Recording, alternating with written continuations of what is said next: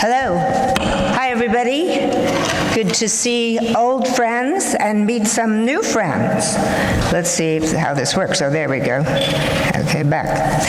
So I am going to address a number of different issues about the UN at 80, because I have actually been at the UN for 22 years, wearing two hats, both civil society, running two NGOs there, and also on the member state side, since I am an advisor to the mission of Sierra Leone to the United Nations. So I have two perspectives at this point.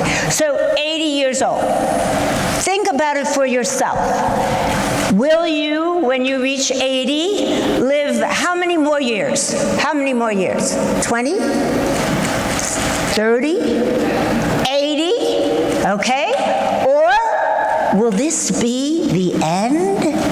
This is the question that is being asked at the UN. This is what people are talking about, from the highest level to the staff, to even the people who make the coffee. How long will the UN last? This is a turning point and a change point and a tipping point. Really frightening. There's also talk, I'm going to share this with you too, that people are also whispering at the UN, will we have a world war? Very serious times at the United Nations now.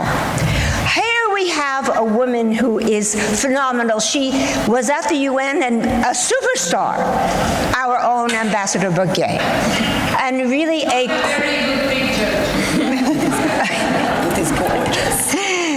gorgeous superstar who has really paved the way for cultural diplomacy that we are talking about now and keeping the UN alive in a new way.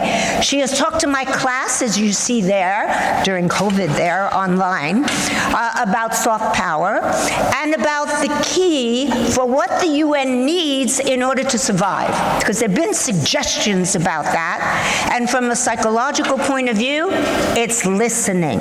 There is not much listening going on at the UN right now, I have to tell you. It is depressing. So Ambassador Bourguet talks about listening, I talk about listening, and there are some people who talk about listening to each other. As you know, recently there have been people who walk out on others while they're talking. And looking in people's eyes. You turn around and look in somebody's eyes. That's truly listening. Establishing trust, we heard that word earlier today. And Catalin talks about, guess what, soft power is about gardening. Who gardens here? Raise your hand if you garden. Okay, a couple of people. So planting seeds of ideas, right? Nurturing ideas. That's soft power. Applying theater, because she's involved in theater and broadcasting. Interviewing people, really being interested. I do that too. So the UN at 80. Change is coming. That's what I hear all the time. In 10 years, and people don't know if it's good or bad, the highest level of people with those fancy initials after their name talk about they're not sure if it's going to be good or bad. There's a funding crisis. There always been funding crisis. It's worse than ever. And guess what? You see that picture there? Where is that? Kenya, Nairobi. There are UN agencies that are moving to Nairobi from New York. So you have agencies like UNICEF and UN Women and UNFPA to reduce the staff and move by the end of next year. Moving to Kenya, some don't want to go. All in the effort of decentralization, saving money, because there is very little money at the UN. So crisis is a word that you hear all the time. It's a make and break moment. I'm telling you the quotes that people are talking about. They question the relevance of the UN. Is it effective? Just recently, during UNGA, the General Assembly meeting, one of the prime ministers compared the UN at 80 to an embarrassing fiasco, a collective disappointment, and a structural failure. Upset very often that Africa is not represented, for example, in the Security Council, which is the cradle of humanity. On the other hand, there are those optimists, with one of the PMs saying it's the best multilateral tool that we have. and a lot of talk about multilateralism, so there's optimists and pessimists. The President of the General Assembly, you see her picture there from Germany. She talks about how we have to be better together because multilateralism is one of the solutions. Our task is to ensure the UN stands strong for the next 80 years. There have been some accomplishments at the UN, some peace in Armenia and ceasefire in Cambodia, but horror that's going on in, other places in the world, what there are. Urgency of climate action is constantly being talked about, highlighting education, critical after COVID, and the plight of migrants, very, very critical. And you've heard some of the solutions this morning, the importance of the UN Charter, need for reform, greater inclusivity, selection of the next Secretary General. Often talk about we need a woman. The Pact for the Future, which is a new pact that came out last year, and it's not been implemented, like the agenda hasn't been implemented. And so this is what happened in 2015, the Sustainable Development Goals, which I'm sure many of you know, there are 17 of them. As a psychologist, I advocated a great deal with the ambassador of Palau from Palau about the importance of mental health, which has reached a higher level of priority now. And what is going to happen in the next step? This is what is also going on at the UN at 80, because soon there will be another set of frameworks. The Sustainable Development Goals will be over in 2030. Have we accomplished them? No. Everybody believes it's been a big failure. Did anybody here like getting a C in school? Like in America? Well, I don't think so. But have we accomplished? How many of you think we will end poverty by 2030? Nobody. How about gender equality by 2030? Nobody. How about peace and security by 2030? No.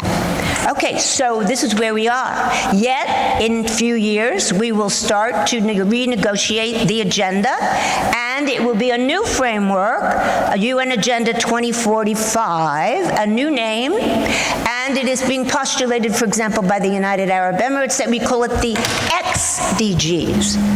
For you can interpret what X means, the unknown, next step, whatever. Some people say the RDGs for resilience, because we need to have resilience. The UAE did many. There were many roundtables. You see one there during the high-level political forum just recently in order to talk about where's the new framework? What are we going to do now that we failed? What should we say? So goal 3 is about healthy life that I've mentioned to you. I've been very involved in. It is now merged mental health with NCDs. How many of us know people who have heart disease, diabetes, all these non-communicable diseases? Mental health is now the 5th NCDs. Fortunately, my teams and I have managed to get mental health into many agreements. You see there the Global Compact on Migration, the Sendai Framework on Disaster Recovery, universal health coverage, and Mexico championed the first ever General Assembly resolution about including mental health and well-being. Why am I mentioning this to you? Because it's incredibly important. And at the highest level, you see there the Secretary General talks about how critical mental health is in the new iteration of the entire agenda. Many countries are belonging to the group of friends that I co-founded with Ambassador Otto. You see all these ambassadors standing there, Cuba, Morocco, France, Germany, African countries, Sierra Leone that I represent, Trinidad and Tobago, all talking about the importance of mental health, and the Queen of Belgium. I don't know if this video is going to work because that's the Deputy Secretary General talking about mental health. I don't see that that's really going to work. Never mind, you saw all that. We just came from the Global Ministerial Mental Health Summit in Qatar. You see there with the Sheikh who headed that conference, Mohammed bin Hamad Al Thani, the director of NCDs at the Ministry of Health in Qatar. It's been in the Netherlands, in France, in Italy, in Argentina, who is here with their art. And next year, it's going to move to another country, in Africa, actually, to Rwanda. After that, maybe Pakistan, that we will hear from later. Many apps are about mental health. You may have children who are on them them all the time. This is where the world is going. Kids, I teach for years, and I work with children all the time. Is disastrous what is going on with youth today. They don't know how to communicate. They use their apps, and the apps don't teach them enough about listening and having heart and communicating, which is going to be the savior of not only them, but the UN at 80. So at the UN, what do? We advocate as civil society about different issues. There are over 3,000 different kinds of NGOs, develop relationships with countries. You see UAE there, Belize there, all these different countries down there, Bhutan. We organize and speak at different events and submit statements so that community of civil society can talk together with member states. There's a big focus on gender empowerment. I do a lot of that work myself with the First Lady of Sierra Leone, who managed to get the first ever resolution at the General Assembly about access to justice for survivors of sexual violence. Not a slap on the hand for the perpetrators, but 15 years in jail. This is huge, huge statement for what the UN is accomplishing, not just talks and words, but now a resolution about action, which is wonderful. Now, in terms of cultural diplomacy, which Ambassador Baguia is such a spokesperson for all over the world, and I do much of that work, and with partners, you see there a project in Ukraine with all those women who have cancer that we use mandala drawings with. This is, some of you may know what mandala drawings are, as an expression of their deep spirituality. With Syrian refugees in Jordan, you see the little children there making pillows that they draw on. After the tsunami in Sri Lanka, the kids draw what their hopes and dreams are. After Hurricane Katrina, my colleagues and I had workshops where people drew flags. The flag is such a symbol of feeling hope, another word that's been used here. And then music we just did with Russell Daisy and I at the Japanese Film Festival that you just heard about. We sang Stand Up for Peace, and I had a video here of another song, but you've heard the music anyway. So arts is playing a very big role at the United Nations.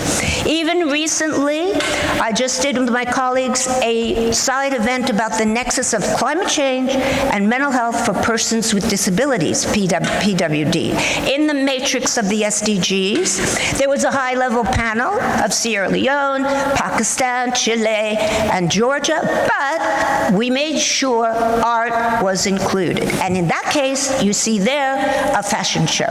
These were women, not my eyes they were called, who were blind, and they walked this stage that we had out there, all in celebration of abilities, not disabilities. So always working with art, drawing, painting, speaking, fashion, all of that important.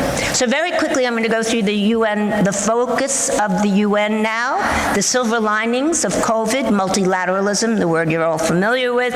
We have to work together, not happening enough at all.